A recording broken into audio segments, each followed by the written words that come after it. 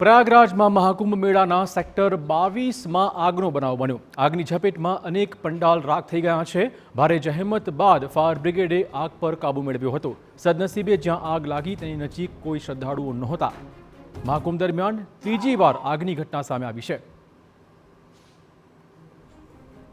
મહાકુંભ મેળામાં મચેલી નાસભાગની કળ હજુ નથી વળી અને આજે એકાએક સેક્ટર 22માં આગ ફાટી નીકળી। આ ભયાવહ આગમાં અહીંના અનેક પંડાલ રાખ થઈ ગયા છે। સારી વાત એ છે કે જ્યારે આગ લાગી ત્યારે તેમની આસપાસ કોઈ ભીડ નહોતી, એટલે જ મોટી જાનહાનિ ટળી ગઈ છે।